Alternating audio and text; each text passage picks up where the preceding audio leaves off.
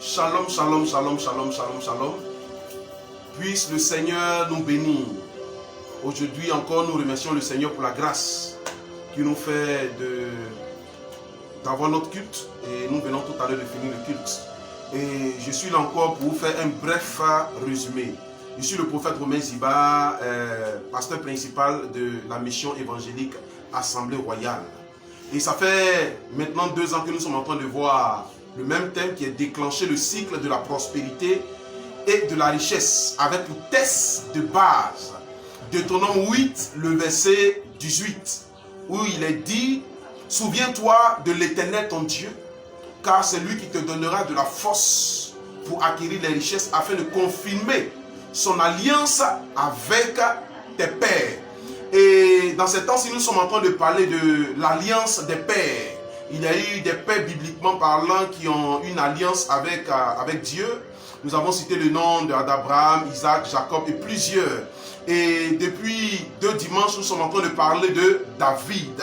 Le dimanche passé, je vous ai fait un bref résumé de la vie de David. Et aujourd'hui, je suis là encore pour la continuité. Permettez-moi de vous lire un texte concernant David. La Bible dit en 1 Samuel 17 au verset 37.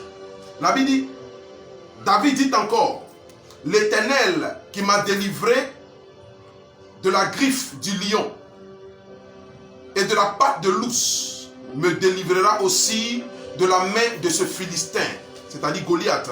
Et Saül dit à David: va, que l'Éternel soit avec toi.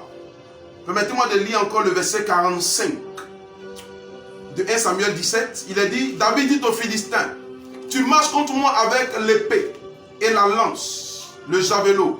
Et moi je marche contre toi au nom de l'Éternel des armées, du Dieu de l'armée d'Israël que tu as insulté. À partir de ces 2 textes, nous comprenons combien de fois David avait confiance en l'Éternel. David avait entièrement confiance en l'Éternel.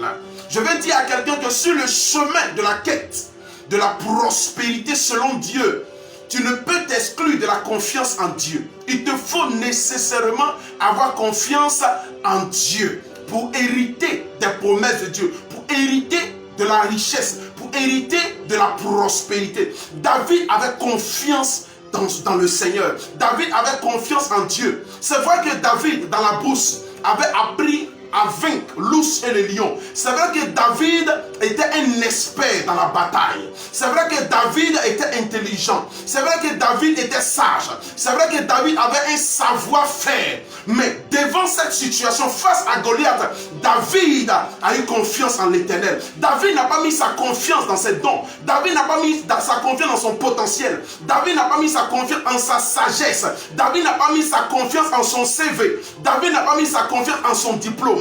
Mais il a dit à Goliath: tu viens contre moi avec la lance et le javelot. Moi, David, je marche contre toi au nom de l'Éternel des armées. Je suis en train de dire à quelqu'un qu'il te faut marcher au nom de l'Éternel des armées. Face à tes projets, face à tes objectifs, face à tes ambitions, face à tes réalités de la vie, il te faut avoir confiance en l'Éternel. Même dans l'entreprise dans laquelle tu travailles, il te faut avoir confiance en l'Éternel. Plusieurs sont ceux-là qui font confiance en leur CV. Plusieurs sont ceux-là qui font confiance en leur diplôme, qui font confiance en leur intelligence, qui font confiance en leur savoir-faire. Et devant certaines opportunités, ils passent outre parce qu'ils n'ont pas su canaliser le bon tuyau qui est l'Éternel. David a su canaliser le bon tuyau qui était fait confiance en l'Éternel. Je suis en train de te dire que tu dois faire confiance en l'Éternel. Certainement tu te retrouves devant un dilemme, devant une opportunité. Tu te poses la question: quoi faire?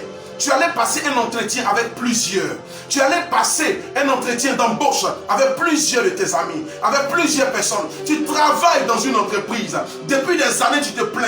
Tu n'as pas de promotion. Tu dis que tu es intelligent. Tu dis que tu es sage. Mais tu ne comprends pas comment est-ce que depuis ces années-là, tu n'as pas été promu. Écoute-moi, il te faut faire entièrement confiance en l'Éternel. Ta récompense ne vient pas des hommes. Ton patron ne peut pas te donner ton véritable salaire.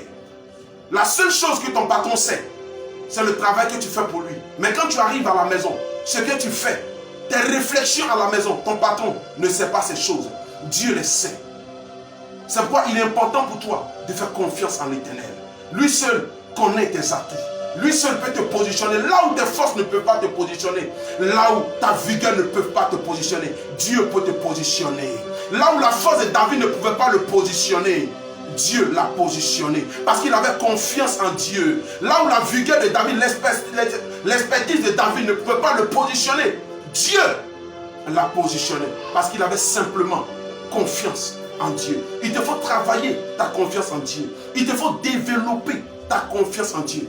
Et tu verras Dieu faire des miracles avec toi. Tu verras Dieu faire l'impossible avec toi. Tu verras Dieu te prendre de l'étape 0 et te conduire à une étape 5. Tu verras Dieu t'enlever de la poussière et t'établir à la table des rois comme il a fait avec David. Sur ce, que le Seigneur te bénisse. Que la grâce de Dieu soit pleinement avec toi. Surtout, ne baisse pas les bras. Garde ta confiance dans le Seigneur. Il saura te surprendre au temps convenable. Bon dimanche. Vivez et régnez éternellement. Amen.